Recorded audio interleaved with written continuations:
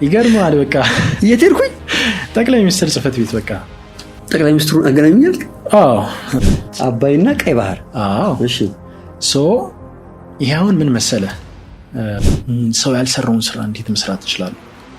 በጣም ይመላለስብኝ ነበር። ስሙ ምንድነው? ጃኬት ሱሪ። ጃኬት ሱሪ፣ ጃኬት ቁምጣ፣ ዚን ጃኬት ፓንት። ሰላም የተወደዳችሁ ተመልካቾች እንደምን አላችሁ? ይህ ንቁ ፖድካስት ነው። በዓሉ መኮንን ከሞጆ እንግዲህ ታሪኩን ሊያካፍለን ገስግሶ ንቁ ፖድካስት ስቱዲዮ ተገኝቷል። በዓሉ እንኳን ደህና መጣ። እንኳን ደህና ቆያችሁ። ችግር ይፈታሉ ብለህ ይዛቸው የመጣቸው ነገሮች ምንድን ናቸው? አንደኛው ለምሳሌ አክሲደንት ፍሪ ክሎዝስ ናቸው። አንደኛው ከአደጋ ነፃ ልብስ ሲሆኑ፣ ከአደጋ ነፃ ሁሉ ልብሶች ለምሳሌ ስትለብስ፣ ሱሪ ስትለብስ አንድ እግርን አንስተ ከተ በአንድ እግር ቆመ ነው ከዛ አንድ እግርን ከተ የምትለብሰው። ሱሪ ስትለብስ ፓንትም ቁምጣም እንደዛው። ግን በዚህን ሰዓት በአንድ እግር በምትቆም ሰዓት ባላንስ ከሳትክ ከወደቅ እጅ ሊሰበር ይችላል። አክሲደንት አለው። ሲወርድ ሲዋረድ የመጣው ስንወርስ የነበረው ሱሪ አለ። ይሄን ያደረኩት ሱሪ ማለት ነው። ሁለት ሱሪውን ለማድረግ አንድ እግርን መጀመሪያ ከዛ ሁለተኛውን ቀጥሎ ታደርጋለህ፣ ባላንስን ጠብቀህ። በዚህ መሀል ልትወርቅ ልትሰበር ምናምን ትችላለህ። በተለይ ልጆች በጣም ነው የሚቸገሩት፣ ትላልቅ ሰዎች በጣም ነው የሚቸገሩት። ይሄ ነው እንግዲህ እኛ ወርሰን እየተጠቀምን ያለነው ሱሪ። አንተ ይሄን ቀይሬዋለሁ። በቃ አሁን ይህን ነገር ኦልሬዲ ፈጥሬዋለሁ።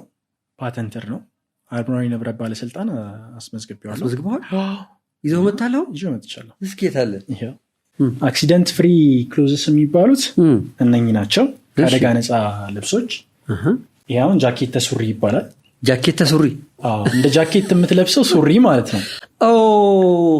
ጃኬት እንዲህ በቀላሉ እንደምትለብሰው ከታች ሱሪም ስትለብስ እንደሱ የምትለብሰው ስሙ ምንድነው? ጃኬት ሱሪ። ጃኬት ሱሪ፣ ጃኬት ቁምጣ፣ ዚን ጃኬት ፓንት።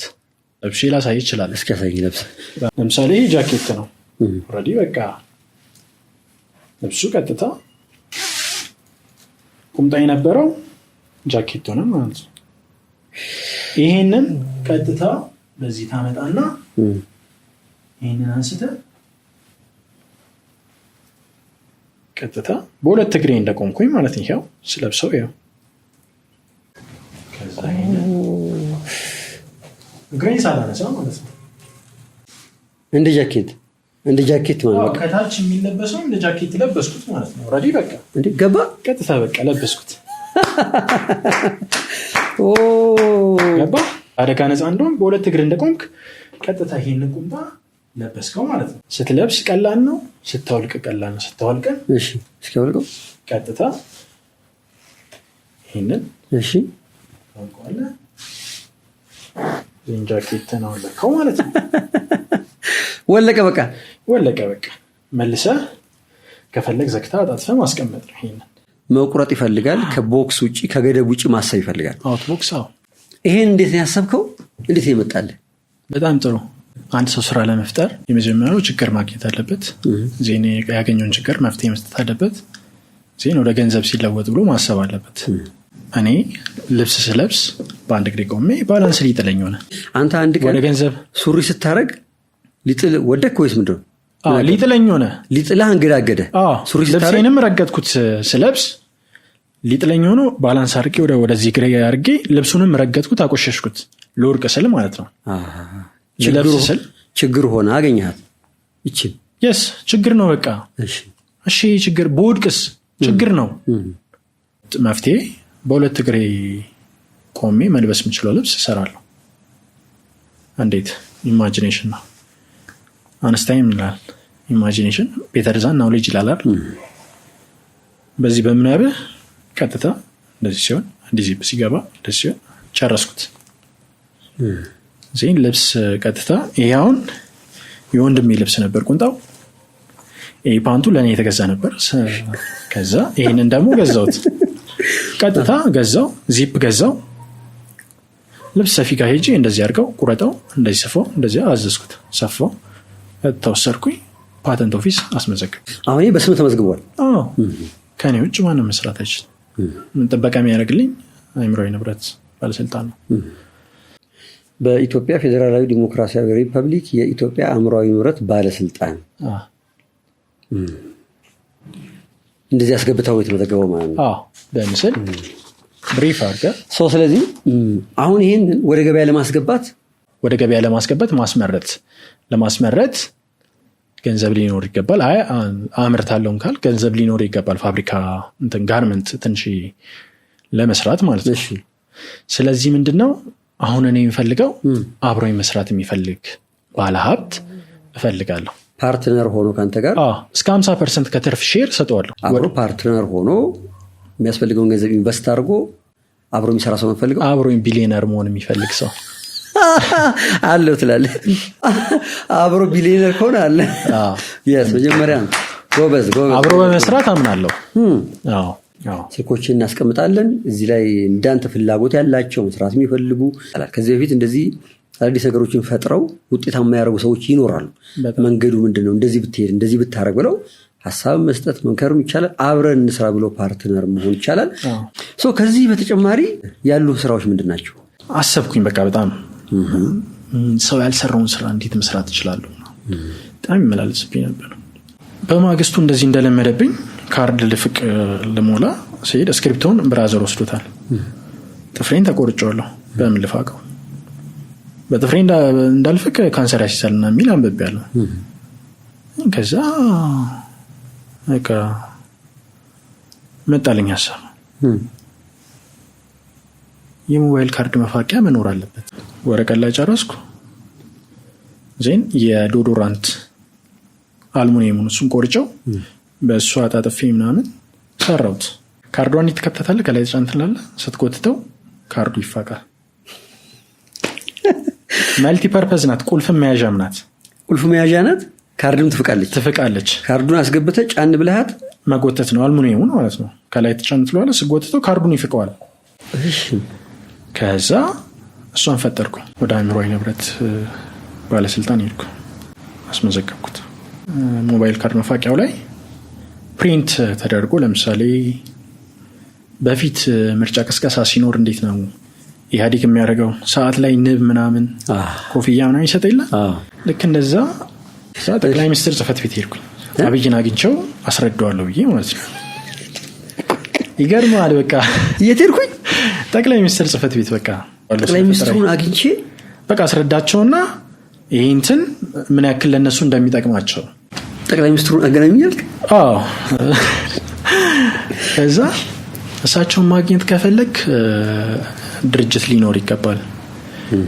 ደብዳቤ ይገባና ቀጠሮ እያዘለና ታገኛለና ማተብና ሄዲንግ ሊኖረው ይገባል። ድርጅት ኖረው እኔ ድርጅት የለኝም ምንም የሌለኝ ሰው ነኝና እንዴት ተከራክሩ ነው አይሆንም እንደዚህ ነው ምናምን አሉ። ተመለሱ። ከዚህ በተጨማሪ የምታወጣቸው ስሞች ደግሞ በጣም ያስገርመኛል። ፌስቡክ ላይ ጽፋ ያየሁት አንድ አዲስ ጌም አለና ኳስና ሩጫ ነው ምንድነው? ኳሩ ይባላል። ማን? ኳሩ። ኳስ ነው፣ ሩጫ ነው። ሩጫንና እግር ኳስን ደመርኩኝና አዲስ ራሱን የቻለ ፊልድ ልክ እንደ ባስኬትቦል እንደ መረብ ኳስ ራሱን የቻለ ስፖርት ፈጠርኩኝ ማለት ነው። አዲስ ለዓለም የምናስተዋውቀው ጨዋታ ነው ማለት ነው። ሜዳውን ምናምን ፎቶ ልታሳያቸው ትችላለህ ቪዲዮ ላይ። ሜዳለው ሜዳውን ዲዛይን አድርጌዋለሁ። ጨዋታው ህጎች አሉት። ራሱን የቻለ ሜዳ ይፈልጋል። ጎሉ ሌላ አይነት ጎል ነው። መስመሩ እንዲህ የኳስ ክብ ምናምን አይደለም። እንትኑ በአይነቱ ይለያል። ጨዋታው አሁን እኔ የፈጠርኩት ጨዋታ ላይ ፋውል መስራት አትችልም። ጨዋታው ይፈቅድ እግር ኳስ ይፈቅድልሃል። ፋውል ልትሰራ ይጋብዛል። ትቀጣለህ እንጂ ፋውል ትሰራለህ። እሺ እዚህ ላይ ግን አትችልም። ኳሩ ላይ ይቻላል። አትችልም። በቃ እንትን አይልም። ኧረ ኳሩ ተመቼም እናትህ ሰው በራሱ ካልወደቀ በራሱ ካልተሰናከለ በቀር አንዱ ላይ መስራት አይችልም ፋውል። እዚህ ላይ ግን ተባብረው መንጠቅ ምናምን አይደለም፣ መተባበር ነው የሚያሸንፈ። መንጠቅ አትችልም፣ አይፈቅድልህም ጨዋታው። ተባብረ ነው ቲም ወርክ። ለምሳሌ እዛ ተቃራኒ ቡድን የለም ማለት ነው። አለ ተቃራኒ ቡድን ግን አትገናኝም። ስለማትገናኝ መተባበር ነው ያለድን። በቃ ተባብረ ማሸነፍ ነው። አልሞከርከውም አንተ? ምንም። እንዴት ተጫዋች ሜዳ ስንት ተጫዋች ይፈልጋል? 10 20 ተጫዋች ይፈልጋል። ኦኬ። እኔም ቢሞከር ብያሰብኩ ነው። ወይ ትምህርት ቤት ላይ ወይ ሰፈር ውስጥ 10 ልጆች ፈልገህ ሜዳውን አስምረኸው ቢሞከርና ቢታይ አሪፍ ብዬ አስባለሁ። እኔ በጣም የተመቸ መሰለ እንደ ትውልድ አዲስ ነገር መሞከር አለብን። ኳስ ፈጠሩ ኳስ ብቻ የተጫወት መቀጠል የለብንም። ባስኬትቦል ነበረ ባስኬትቦል የተጫወትን እኮ እድሜያችንን መጨረስ የለብንም። አዲስ ነገር ደግሞ መጀመር አለብን። መሬት ላይ ወርዶ ሰዎች መጫወት ቢጀምሩት ኢትዮጵያ የፈጠረችው ጨዋታ ይሆናል የራሷ በቃ። ከዛ ኢትዮጵያ የምታሳድገው ኢትዮጵያ ለዓለም የምታስተዋውቀው ይሆናል። ከዛ ቀድመ ጀመርከው ማለት የምትሸጠው አንተ ነህ። ስለዚህ የራስ የኳሩ ፌዴሬሽን ሊኖረኝ የኳሩ ፌዴሬሽን ይኖራል። የኳሩ ፌዴሬሽን ስፖርት ፌዴሬሽን ይኖረዋል። የሚያድግ ይሆናል ብዬ ነው የማስበው። እንደዚህ ሀሳቦች የምሬን የምለው በጣም ሊበረታቱ ይገባል። በደንብ አሁን የምንሰማ ሰዎች የታናናሾቻችን ወጣቶች ታዳጊዎች በነፃነት እንዲያስቡ መፍቀድ መቻል አለብን። በነፃነት በማሰብ ውስጥ ነው አዲስ ቢዝነስ አዲስ ኢንዱስትሪ መገንባት የሚችለው። ያኛውን ቀድመው ዘግተውታል። አሁን ኳስን ወስደውታል፣ ባስኬቱን ወስደውታል፣ ስለ ስፔሻላይዝ አድርገዋል። ከዛ የሚገኘው ማስታወቂያ ምናምን ወስደውታል። አሁን እኛ እነሱ የሚያደርጉትን እያደረግን እንከተል ካልን ረዥም ጊዜ ይወስዳል። ከባድ ነው ማለፍ። ይህንን እንግዲህ ሊያግዙ የሚችሉ ሰዎች ካሉ ተባብሮ ሊያገኙ ይችላሉ። ለምሳሌ ስፖርት ሚኒስቴር ሊሆን ይችላል። ስፖርት ሚኒስቴር ስፖርት ላይ የሚሰሩ ሰዎች ቀድመን ሀሳቡን ከመፍራት ይልቅ ተሞክሮ መታየት አለበት። ያንተ ሀሳብ ወረቀት ላይ ወረድ ያልቋል።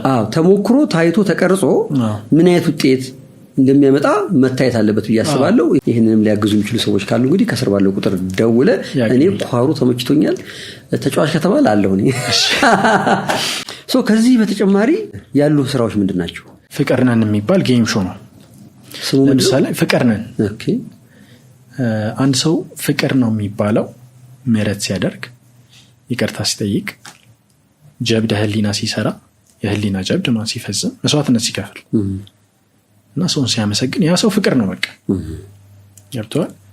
ሰው ቢበድለው ይምራል፣ ይቅር ይላል፣ መልሶ ይወዳል፣ ለሰው መስዋዕትነት ይከፍላል፣ ሰውን ያፈቅራል፣ ጀብድ ህሊና ይሰራል፣ ሰውን ያመሰግናል። እና ልክ እንደዛ ሰውን ምህረት የሚያስደርግ ይቅርታ የሚያስጠይቅ ጀብድ ህሊና የሚያሰራ ሰውን የሚያስመሰግን እዛ ሚዲያ ላይ አሁን ቀርቤ እንግዳ አድርጊያቸው ጌም ማጫወታቸው ያንን እንዲያደርጉ አርአያ እንዲሆኑ የሚያደርግ ነው። አዲስ ሾው የፈጠረው አዲስ ሾው እንደሱ አይነት ወደ 7-8-9 ምናምን አሉ ስልኬ ላይ የተለያየ ችግር ሶልፍ የሚያደርጉ ማለት ነው። ፍቅርና ጌም ሾው የሚባለው አንዱ ነው። እዚህ ጋር የፋይናንስ ችግር አለብኝ፣ ስለዚህ አብሮኝ መስራት የሚፈልግ ካለ በሚዲያ ዘርፍ ፕሮግራሞች አሉኝ፣ በዚህ ስልክ ቁጥር ያገኘኝና ያውራኝ። ይሄ ምንድን ነው? ልህቀት የሚባል የጌም መጫወቻ። ለምሳሌ ዳማ መጫወቻ ታውቃለህ? ላዩ ላይ ስንት አይነት ጨዋታ አለ? እግረኛና ታንከኛ የሚባል ጨዋታ አለ። ይኸውን ከራሴ ችግር ተነስቼ የፈጠርኩት ነው። ይሄ ምንድን የሚባለው ጨዋታው? ልህቀት ይባላል። ልህቀት ጌም ይባላል። አዲስ ነው። ራሱ ላይ 2 አይነት ጨዋታ አባይና ቀይ ባህር የሚባሉ ጨዋታ አይነቶች አሉት። የፈጠርኩት አባይና ቀይ ባህር በሁለቱ ውሃዎቻችን ስም ነው የሰየምኩት። አባይና ቀይ ባህር። ይኸውን ምን መሰለ ከራሴ ችግር ተነስቼ እንዴት ሶልቭ እንዳደረኩት ታውቃለህ? ሜዲኬሽን በመወስድ ሰዓት እዛ ሐኪም ቤት በሆንኩ ሰዓት ትኩረት ማድረግ መርሳት ምናምን። ስለዚህ ምንድነው የአእምሮ ስፖርት ብሰራ ግን ይህንን አሻሽሏለሁ፣ አዳብረዋለሁ፣ ወደ ጤነኝነት እመጣለሁ። በጣም ፎከስ ማድረግ የምችል አቴንሽኔ በጣም ከፍተኛ የሆነ መርሳት የማልችል ማስታወስ የምችል የሽምድድ አቅም የሚጨምር። አሁን ይህን ጨዋታ ቁጥሮች ናቸው የሚቀመጡት እና ከዛ ተነስተን የፈጠርከው ይህን ሰው ይህንን ሲጫወት የአእምሮ ስፖርት እየሰራ ነው። ፎከስ የማድረግ ኤቢሊቲውን አቴንሽን ፎከስ ኤንድ አቴንሽን በጣም ፓወራቸው ይጨምራል። ይህን የሽምደዳ አቅማቸው ይጨምራል ይህን ጌም ሲጫወቱት። አሁን ይህንን በአፕሊኬሽን ደረጃ መስራትና አንድ የቴሌቪዥን ፕሮግራም ላይ ይህንን በዚህ አሁን እውቀት መጋቢያን የሚባል የመምህራን ብቻ የሚጫወቱት አለ።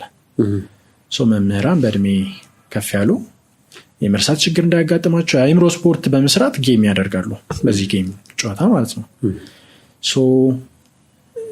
የአእምሮ ስፖርት የሚሰሩበት ጌም ነው እና ይሄንን በይዘቱ በጨዋታ ህጉም ሆነ በይዘቱ አዲስ ነው ማለት ነው። አዲስ ፓተንትድ ነው። ይሄን ፓተንትድ ነው። ጎበዝ ታስመዘግባለህ።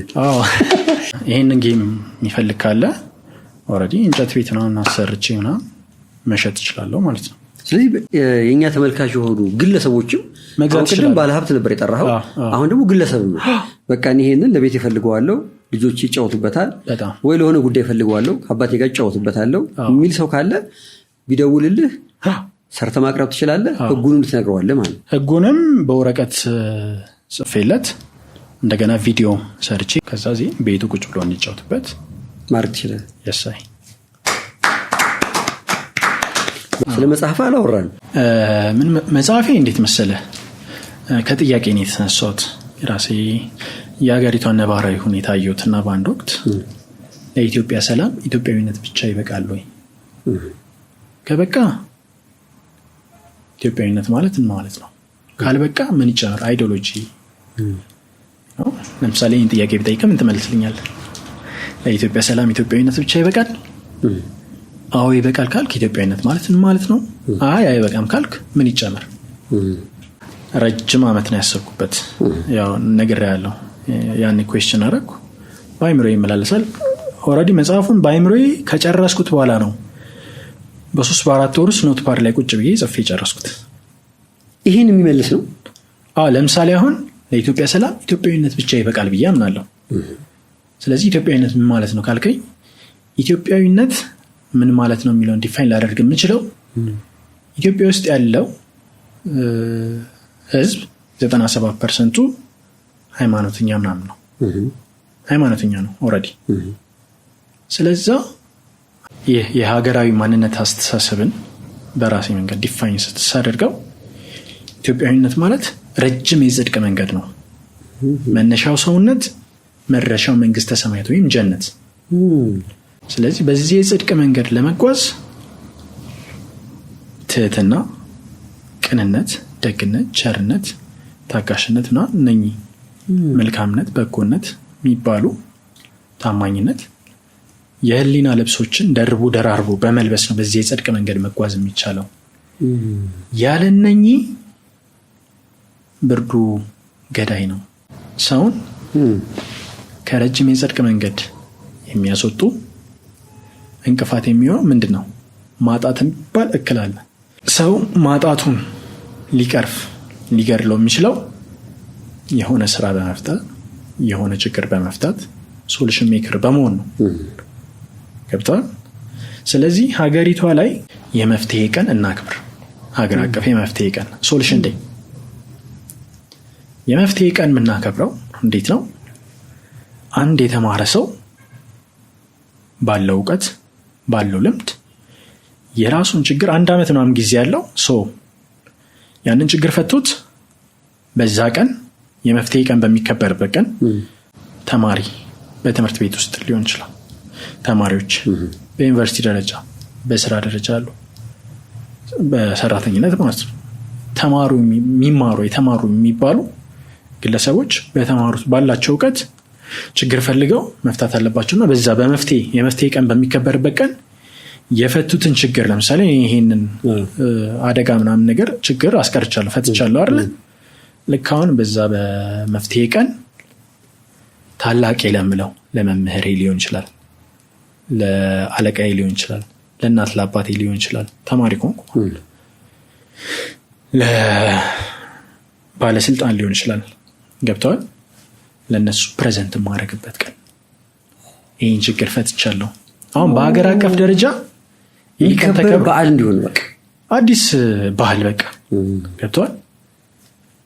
ዓለም ላይ የሚከበር ቀን ነው። ስለዚህ የዛን ቀን ሰው ሁሉ አዲስ ባህል ነው የፈጠር ነው። አመቱ ሙሉ ሲመራመር የቆየበትን ችግር ቀርፎ የሚያቀርብበት ቀን ነው። የሚያቀርብበት ቀን። ብራቮ! yes amazing። ስለዚህ ይህንንም ደግሞ ማሳተም ይፈልግ ሰው ካለ አብረን እንስራ። መጽሐፉን አይተ ነው እንዲታተም ማድረግ እንችላለን የሚሉ አታሚ ድርጅቶች ካሉ እነሱ እንፈልጋለን። ስለዚህ መጽሐፉ ዋነኛነት ግን ፈጠራ ላይ የሚያተኩር ነው ማለት ነው። እንዴት መፍጠር እንችላለን፣ እንዴት መመራመር እንችላለን፣ መፍትሄው ምንድነው የሚለው ላይ ያተኮረ ነው። ችግር እንዴት ፈልገን መፍታት እንችላለን፣ የፈታነው ችግር እንዴት ወደ ገንዘብ ለውጠን ማሰብ እንችላለን። ጎበዝ ጀግና። በጣም የሚገርም ነው። እዚህ እንድደርስ በእኔ ህይወት ውስጥ ያገዙኝ ከጎን የቆሙ ሰዎች አሉ። እነሱን ማመስገን እፈልጋለሁ እያልከኝ ነበር። ፈጠራ ሲጀምር ጎበዝ ያለኝ ሀሳብ ገና ሳነሳ በዛን ሰዓት አይዲያዬ ገና ስጀምር እንዲህ እኮ ይቻላል፣ የውሃ መኪና መስራት ይቻላልና እንደዚህ ሰራለሁ ምናምን ብዬ ስነሳ በጣም አይዲያ ሹተሮች አሉ። ለምሳሌ አታክ ቢያደርጉኝ እዛ ጋር ቀር ነበር፣ ግን በሰዓቱ ያበረታታኝ ነበረ ጓደኛዬ። ለአሁኑ መሰረት በጣም ከሱ ጋር መሆኔ በጣም ጠቅሞኛል። ራሴን እንደሆን ብዙ የመከረኝ ምክር አለ ምናምን ብዙ ነገሮች። ፍሬዘር ካሱ ይባላል ጓደኛዬ ነው፣ ልደጉለት። በጣም አሪፍ። ፍሬዘር ማለት እንግዲህ ጓደኛህ ነው፣ ያበረታታ ነበር እንድትቀጥል፣ ጎበዝ እንደሆንክ እንደሚሆን ይነግርህ ነበር። ስለዚህ እንደዚህ የሰዎች በህይወታችን ባይኖሩ ኖሮ ተስፋ ቆርጠን ልንቆም እንችል ነበር። ስለዚህ እሱ ማመስገን እፈልጋለሁ ነው። በጣም ያስ ደውለትሽ። ሄሎ ፍሬዬ፣ ሰላም ነው አለሁልህ። ንቁ ፖድካስት ላይ ሆኜ ነው የምደውልህ። ያኔ አብረን በነበርን ሰዓት በጣም ታበረታታኝ ነበረ፣ ትመክረኝ ነበረ እና አሁን ላይ ለደረስኩበት ነገር ጥሩ መሰረት ሆነኛል እና በአደባባይ ላመሰግን እፈልጋለሁ። ባለውለታዬ ነህ። በእውነት አመሰግናለሁ ፍርዬ።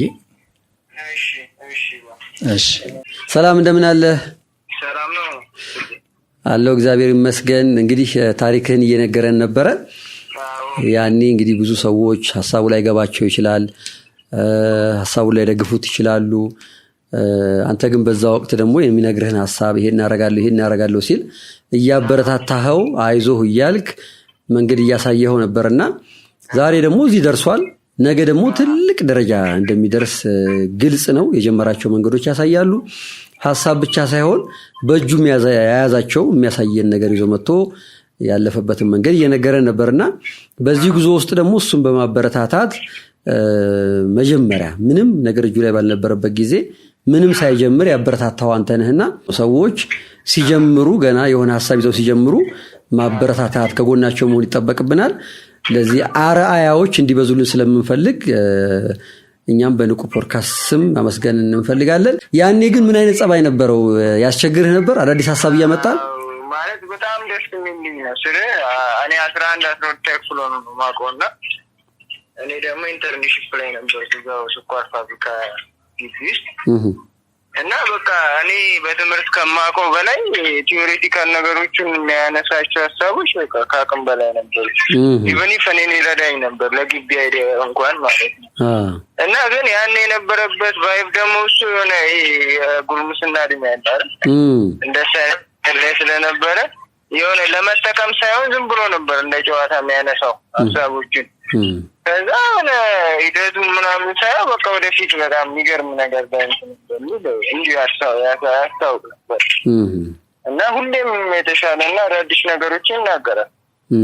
ስፒድማ ማክረኛል ምናምን እኔም አሪፍ ነገር እንችንለዋል እና እንደዛ ነው እንጂ ከእኔ በላይ የእሱ ጥረት ነው እዚህ ደረጃ እንደዛ ነው።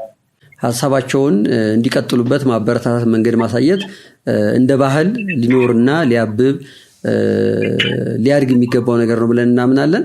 አንተም እንግዲህ በወቅቱ ስላገዝከው ስላበረታታኸው ሐሳቡን ሳትነቅፍ ተቀብለህ ሞራል ስለሰጠኸው ከልብ እናመሰግናለን። ለዚህ ነው የደወልንልህ። ኦኬ እሺ፣ እኔም በጣም አመሰግናለሁ። መልካም ቀን። እናመሰግናለን። እሺ መልካም ቀን። እናትና አባቴን ማመስገን እፈልጋለሁ። በችግሬ ሰዓት አብሮኝ የነበሩት ቤተሰቦች ናቸው። ወንድሜ ነው ሞሬ። እነሱ በእኔ መቸገር የተቸገሩት ብዙ ነው እና እነሱን ማመስገን እፈልጋለሁ። እናትና አባቴን እግዚአብሔር ያክብርልኝ። ከሞጆ ድረስ ተጉዘህ መጥተህ ይህን ታሪክን አካፍለናል። እኔ በጣም ደስ ብሎኛል ዛሬ በነበረን ቆይታ። ሰው ስለመጣህ እንግዳችን ስለነበር ታሪክን ስላካፈልከን የሰራቸውን ነገሮች ይዘህ መጥተህ ስላሳየህን በጣም ደስ ብሎኛል። በዚህ ያበቃል ብዬ አላስብም። ትልቅ ቦታ ደርሰህ ያሰብካቸው ፕሮጀክቶች፣ የፈጠራ ስራዎች ተግባራዊ ሆነው መሬት ላይ ወርደው ውጤታማ ሆነው ለሰዎች ተዳርሰው ያሰብከው ችግር በትክክል ተቀርፎ ደግሞ ዳግም ተገናኝተን እዚሁ ንቁ ፖድካስት ላይ ያንን የምስራች ያንን ደስታ እንሰማለን ብዬ አምናለሁኝ። በጣም ደስ ይለኛል። ስላለፍክበት ህይወት ስላጫወትከን በጣም ደስ ብሎኛል። እግዚአብሔር ይስጥልን፣ እግዚአብሔር ያክብርልን። ቴንክ ዩ። እኔም አመሰግናለሁ፣ በጣም አመሰግናለሁ። እናንተም ይሄንን ስራችሁን ቀጥሉበት፣ በርቱ ላለው እግዚአብሔር ያክብርልኝ። ጀግና ጀግና ጀግና ና ና ና ና ጀግና ጀግና ጎበዝ ጎበዝ ጎበዝ ጎበዝ